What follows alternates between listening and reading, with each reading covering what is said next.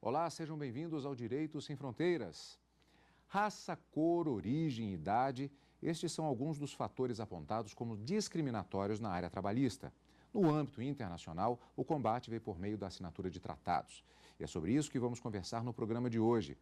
Para falar sobre o tema, eu recebo a secretária-geral da Associação Nacional dos Magistrados da Justiça do Trabalho, doutora Noêmia Porto, e a mestre em Direito Internacional, doutora Renata Maciel. Antes, como sempre, vamos acompanhar uma reportagem produzida pela nossa equipe sobre o tema de hoje. Acompanhe.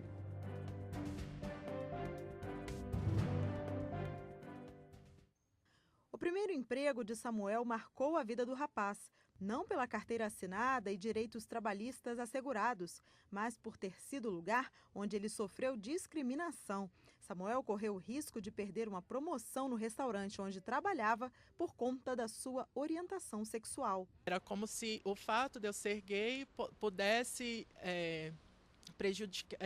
prejudicar ou se não constranger o cliente, já que eu estaria lidando diretamente com o cliente na parte do atendimento. A discriminação no trabalho pode ocorrer de diferentes maneiras, com brincadeiras ou insinuações, por exemplo, que acabam se transformando em situações constrangedoras e humilhantes para quem é alvo do preconceito. Essas ações podem ser praticadas por chefes ou por colegas de trabalho, dificultar o acesso a cargos de liderança ou limitar a vítima do preconceito a exercer funções de subordinação também são formas de discriminar alguém.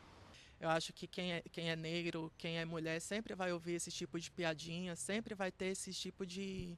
E você acaba, às vezes, para não trazer atrito para o trabalho, você acaba acostumando com essa situação ou você deixa para lá. Além dos homossexuais, outros grupos como as mulheres, pessoas idosas, de outras etnias ou de diferentes religiões também podem ser alvos da discriminação. Para garantir a proteção dos trabalhadores, a Organização Internacional do Trabalho, a OIT, trata do tema em convenções que propõem aos países membros normas para identificar ações preconceituosas e fazem sugestões de políticas internas capazes de combater as práticas discriminatórias. Cerca de 180 países participam da OIT e ratificaram acordos como a Convenção número 111 sobre a discriminação em matéria de emprego e profissão. O documento classifica como discriminação toda distinção, exclusão ou preferência baseada na raça, cor, sexo, religião, opinião política, nacionalidade ou origem social, que prejudique a igualdade de oportunidades ou de tratamento no emprego.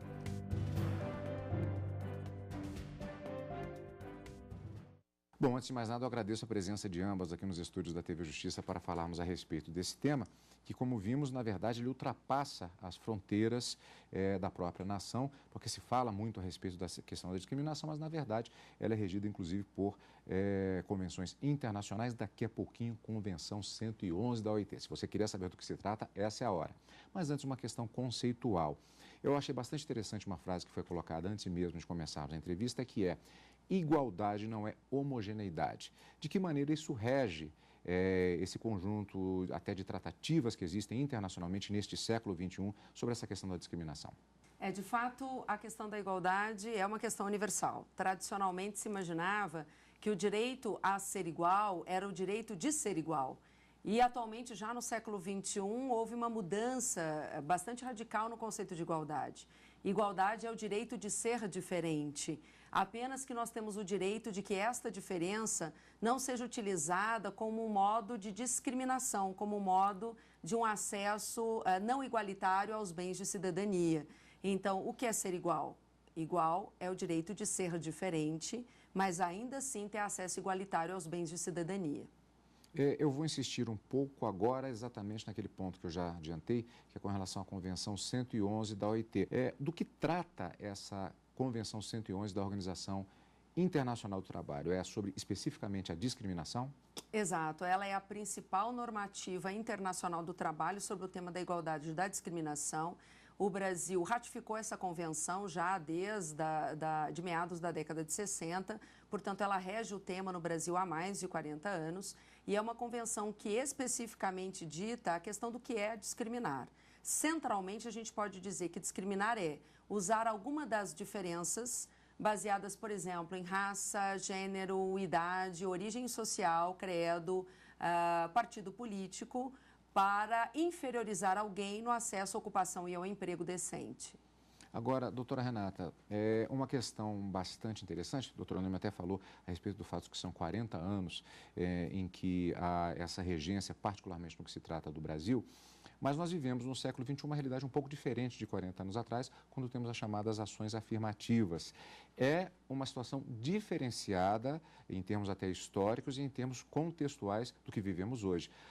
Não há que se falar em discriminação nesse caso. Não, na verdade as ações afirmativas elas servem justamente para confirmar o princípio da igualdade. Então, como de fato você não tem uma igualdade entre duas etnias, entre pessoas de gêneros distintos, idades distintas, você se utiliza de políticas públicas que visem justamente fazer com que, de fato, aquele que na prática está inferiorizado, ele tenha as mesmas condições de acesso e de exercício dos seus direitos e garantias individuais. Doutora Noemi, eu queria fazer um complemento. Sim, na verdade, apenas quanto à questão da ação afirmativa, tradicionalmente se imaginava que a articulação da ação afirmativa como política pública a ser ditada, por exemplo, pelo Poder Executivo brasileiro.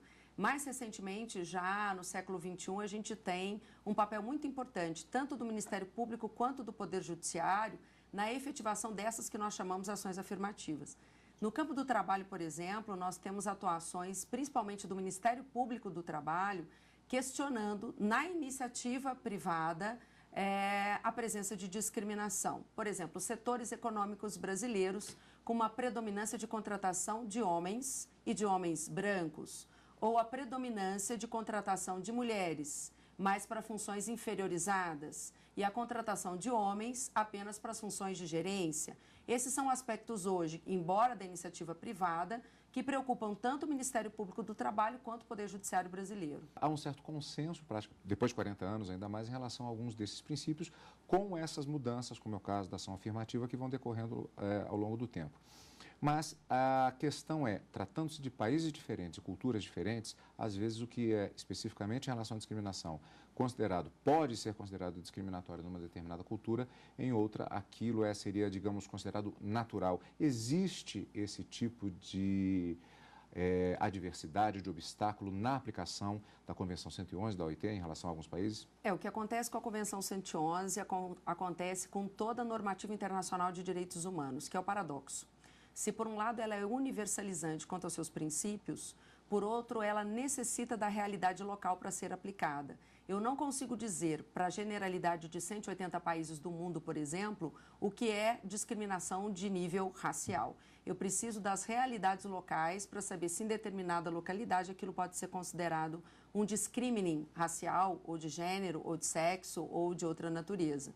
No Brasil, a gente tem uma peculiaridade, que a história brasileira tem demonstrado um certo consenso, um senso comum, de que a miscigenação brasileira nos teria afastado da questão da discriminação racial, o que efetivamente não é verdade. A miscigenação tem muito mais mascarado ou velado o fato de que a sociedade brasileira é profundamente discriminatória. A gente também tem um grande problema com relação à aplicação dessas normas internacionais, tendo em vista a necessidade de se adequá-las e de se interpretá-las de acordo com o próprio ordenamento jurídico interno. É um dos grandes problemas que temos hoje, é justamente o chamado controle de convencionalidade. Então, nem sempre o ordenamento jurídico interno dos países está compatível com a própria Convenção Internacional. E isso acaba ensejando até a possibilidade de responsabilidade desse país perante esses organismos. No caso da Convenção 111, lá no âmbito da própria OIT. E, como a professora mencionou no início, a gente tem outra convenção, que é lá no âmbito da ONU. Então, não basta simplesmente se ter uma normatização internacional para se efetivamente ter uma generalização, se ter uma universalização do combate à discriminação. Você precisa, primeiro, da norma, depois que ela passe a comportamento esse ordenamento jurídico interno e, em geral, as normativas de direitos humanos, elas são mais universais, elas são mais genéricas e elas precisam ser instrumentalizadas por normativa tipicamente interna do Estado, ou seja, o Poder Legislativo do Estado ele tem que criar mecanismos para efetivar aquilo que está na Convenção Internacional. O Brasil ele tem evoluído nesse aspecto da internalização, inclusive do ponto de vista da Constituição, no que se refere aos direitos humanos. Sim. Mas existem alguns países que, como foi bem dito, existe uma dificuldade maior nesse processo de internalização. E aí, o que é que acontece? Há alguma previsão no sentido de legal ou no sentido político de se fazer um processo de, eu não sei se conscientização seria a palavra correta, mas um processo de internalização do combate à discriminação? Bem, eu voltaria ao Brasil. Sim. Eu não tenho tanta certeza se o Brasil tem poucos problemas com a questão dos tratados internacionais. Sem dúvida nenhuma, publicamente, ninguém irá defender que o Brasil não é signatário, não se obriga nos termos da Convenção número 111. Mas isso não impede, por exemplo, na prática, que o Congresso Nacional Brasileiro tenha a tramitação de projetos de lei que pretendam a regulamentação da terceirização no Brasil. E todos sabemos, no Brasil e fora daqui, que a terceirização tem face de mulher, a terceirização tem face de raça, a terceirização tem face de desqualificação para o trabalho. Então, aquilo que é sinônimo de precarização está sendo, por exemplo, discutido no Congresso Nacional. Na mesma linha da professora Renata, inclusive, se esse projeto for aprovado, a Ana Matra pretende questionar a sua constitucionalidade no Supremo e, se for o caso, fazer o controle de convencionalidade, na medida em que fere o direito igualitário de acesso a um trabalho decente. Então, uma coisa é estar assente com os termos da Convenção. A outra é, na prática, observar que os três poderes da República realmente se conscientizaram, para usar a sua mesma palavra, estão conscientes do que significa não discriminação no emprego. Efetivamente, não se tem como obrigar um outro país a assinar um tratado internacional, a ratificá-lo. Não existe isso, porque no âmbito internacional nós estamos em um plano horizontal, ou seja, o país pode ser o mais pobre ou o mais rico, ambos estão no mesmo pé de igualdade, ambos se submetem às normas se e quando quiserem. Isso significa que hoje o Brasil ele pode ser membro participante da OIT, e bem como ser signatário e ter ratificado a Convenção 111, mas amanhã ele simplesmente pode comunicar ao OIT e preenchendo os requisitos que a própria OIT estabelece, ele pode se desvincular a essa convenção. Vamos novamente, quando se trata de questões internacionais,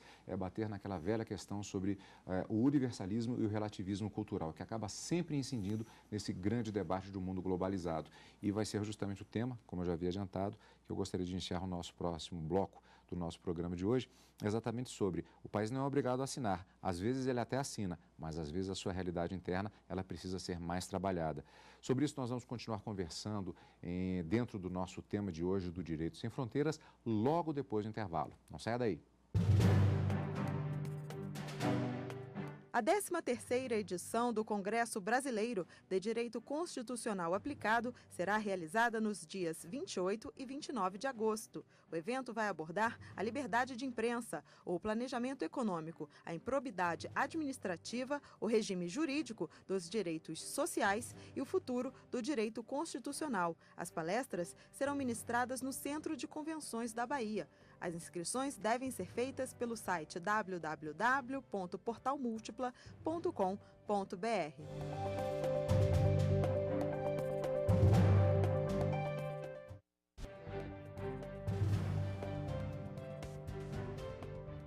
Estamos de volta com o Direito Sem Fronteiras. No programa desta semana estamos conversando sobre discriminação no trabalho no cenário internacional. E ao final do bloco anterior falávamos exatamente a respeito do fato de que, como disse a doutora Renata, inclusive, os países não são obrigados a serem signatários, a assinarem os tratados internacionais.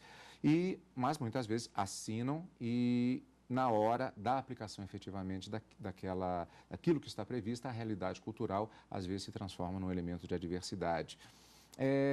Como está prevista a atuação dos organismos internacionais nesse processo de se lidar com essa disputa entre um relativismo cultural e entre o universalismo cultural na tentativa de se fazer um mundo homogêneo no sentido da igualdade de direitos? A partir do momento em que ele resolve ratificar esse tratado internacional, essa convenção, na verdade ele está vinculado a ela. Ele não pode alegar que seu ordenamento jurídico interno é incompatível, que o seu entendimento jurisprudencial não é aquele, ou que a sua cultura não é aquela.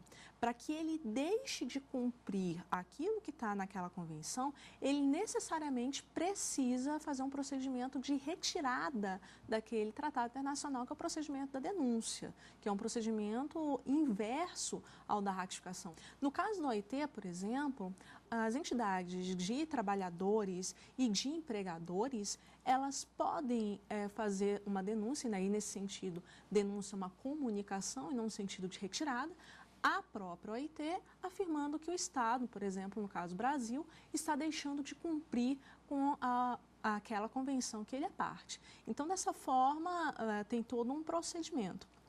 Se a gente leva esse mesmo caso lá para o âmbito individual, você também tem a possibilidade daquele empregado que acha que o Brasil não está aplicando aquela convenção, no caso concreto, ter a responsabilidade desse Estado.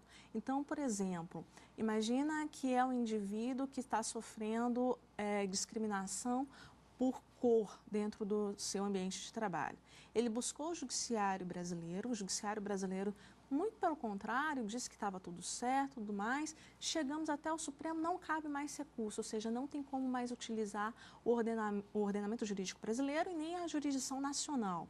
Esse indivíduo, ele pode buscar a responsabilização do Estado brasileiro junto, por exemplo, à Corte Interamericana de Direitos Humanos. Tornando uma observação Sim, de sobre fato, o Brasil reconhece a jurisdição da Corte Interamericana de Direitos Humanos, e isso tem um significado. Quando se reconhece a jurisdição da Corte, se reconhece que a Corte, inclusive, pode estabelecer sanções para o Brasil em caso de descumprimento de normas vinculadas a direitos humanos. Não bastasse isso, a gente precisa lembrar que a gente está diante de um mundo altamente globalizado. A globalização ela não é apenas econômica, ela também é uma globalização de ordem política, social, etc. Então, é muito importante para os países, na inserção internacional, a convivência de caráter político. Daí porque o descumprimento de normas internacionais por um país, quando essas mesmas normas estão sendo cumpridas por outros países, pode significar, no cenário político internacional, uma desvantagem nessa convivência, nessa liderança dos países, notadamente o Brasil, que pretende ser um líder, por exemplo, do Cone Sul. Alguns elementos de discriminação, eles são bastante conhecidos, a questão da etnia, a questão da própria religião. Mas a Convenção 111 da OIT é bastante detalhada, como a professora mesma conversávamos a respeito antes do início da entrevista. Há situações que, a princípio, talvez não pareçam para o cidadão comum como sendo de natureza discriminatória, mas, na verdade, estão previstas na Convenção? Sim, a Convenção não tem nenhuma pretensão exaustiva de elencar atos de discriminação ou fatores de discrimine. A grande intenção dela é marcar um princípio, que é o princípio da igualdade de acesso ao emprego decente e uma ocupação decente. Exatamente por isso, a gente pode considerar abarcado pela Convenção as chamadas novas formas de discriminar no século XXI. Se nós tínhamos o tradicional raça, opção sexual, gênero, etc., hoje nós temos as novas formas de discriminação. Por exemplo, em relação às pessoas que pertencem a determinadas tribos, as pessoas que usam tatuagem, os que têm piercing, os que usam uma roupa diferente, os que têm cabelo mais longo, os que têm, por exemplo, uma dicção diferenciada. Essas são novas formas de discriminar e de diferenciar no mercado de trabalho. A gente pode considerar que, ainda que novas, elas estão abarcadas pelo princípio geral de proteção, incluído na Convenção número 111 da OIT. A doutora Renata fez uma observação que eu achei bastante interessante, que foi referente ao caso do trabalhador individualmente, que ele se considera discriminado, e existe aquela que acontece em outras situações também, de outros tratados relativos particularmente a direitos humanos, da possibilidade dele buscar a justiça mediante os organismos internacionais. Eu gostaria de detalhar um pouquinho isso. Quando um trabalhador ele se sente nessa situação, o que é que ele pode fazer, tanto no caso do Brasil, eu pediria uma análise comparativa também, quanto no caso de outros países, para fazer com que aquele caso específico chegue a quem possa dizer o direito especificamente. O primeiro passo é saber se aquele país faz parte da Corte Interamericana. A partir disso, a gente vai ter que verificar se esse indivíduo preenche os requisitos para chegar à Corte Interamericana. Em regra, as cortes internacionais, elas atendem pelo chamado princípio da complementariedade, ou seja, primeiro eu esgoto todos os órgãos de prestação jurisdicional internos para daí buscar o organismo internacional que presta a atividade semelhante. Então, no caso do Brasil, esse indivíduo ele deveria ingressar com a ação normal, lá no juiz, chegar até o Supremo Tribunal, não caber mais recurso, não caber mais nenhuma forma de se rever aquela decisão que lhe foi desfavorável, para daí ele buscar a Corte Interamericana. Mas isso é a regra. Excepcionalmente, quando o próprio direito de ação ou direitos vinculados a esse direito de ação, eles são atingidos, aí sim esse indivíduo, antes mesmo de esgotar os órgãos internos, ele já pode buscar a CID. Uma situação bastante característica desse século XXI, embora já tenhamos tido movimentos migratórios bastante intensos no passado, mas nós temos uma movimentação muito grande e muito rápida em termos de século XXI, em tempos de globalização, e que também gera conflitos pelas diferenças culturais, diferenças étnicas também. O que acontece quando um trabalhador imigrante num determinado país, ele se sente nessa situação? Ele pode apelar para as próprias representações diplomáticas, para o próprio Estado do qual ele é natural? Por exemplo, no caso especificamente, um brasileiro que trabalhe na Europa e se sinta discriminado, ele pode apelar às autoridades brasileiras e vice-versa? As duas, tanto o estado de nacionalidade quanto o estado de onde ele está, teriam competência. Agora, óbvio que se ele está no país estrangeiro, ele teria que verificar como é que é a legislação daquele país em termos de prevenção à xenofobia. Então, ele teria que verificar como é que é o tratamento jurídico disso. Mas se ele, porventura, buscar o órgão brasileiro, aqui no caso da gente, o máximo que ele vai conseguir é ter aí a proteção, a conversa. O Brasil ele não pode impor sua lei no outro país. Então, por exemplo, o indivíduo aqui no Brasil ele tem inúmeros direitos e garantias trabalhistas. Isso não significa que esse indivíduo que é brasileiro, que tem essas garantias aqui, se ele for, por exemplo, para a China, ele vai ter essas mesmas garantias. Na verdade, se porventura ele sofrer algum tipo de discriminação lá, ele vai estar, a princípio, submetido à legislação de lá. Mas a autoridade diplomática ela é competente para lhe prestar socorro. Nesse movimento, digamos, de trabalhadores, que é um movimento realmente do século XXI, a mão de obra que se desloca pelo mundo, a gente pode dizer que os estrangeiros no Brasil, eles são assistidos por todas as instituições locais. Caso recente, nós sabemos, é a situação dos bolivianos no interior de São Paulo, estrangeiros, vários deles sem documentação necessária para residir e trabalhar no Brasil, e mesmo assim, os atos de ilegalidade que estavam sendo sofridos conseguiram ser estancados por atuação, por exemplo, do Ministério Público e do Poder Judiciário Trabalhista. Então, o estrangeiro que está no Brasil, ele consegue ser assistido pelas instituições locais, no sentido de ver todos os seus direitos, inclusive os de igualdade no âmbito do trabalho, serem efetivamente respeitados. Bom, claro que, como sempre, tem muito mais perguntas que poderão ser feitas, mas infelizmente o nosso tempo já está esgotado. Eu queria agradecer muito a participação de ambas aqui no nosso programa Direitos Sem Fronteiras de hoje, que está chegando ao fim. Eu conversei com a secretária-geral da Associação Nacional dos Magistrados da Justiça do Trabalho, Noêmia Porto, e a mestre em Direito Internacional, a professora Renata Maciel. Eu agradeço muito mais uma vez a participação de ambos no nosso programa. E você pode ajudar a fazer o Direito Sem Fronteiras. Mande a sua sugestão para a nossa equipe. O e-mail é direitosemfronteiras@stf.jus.br.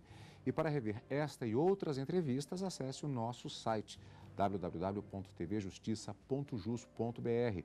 A gente se encontra na semana que vem. Tchau!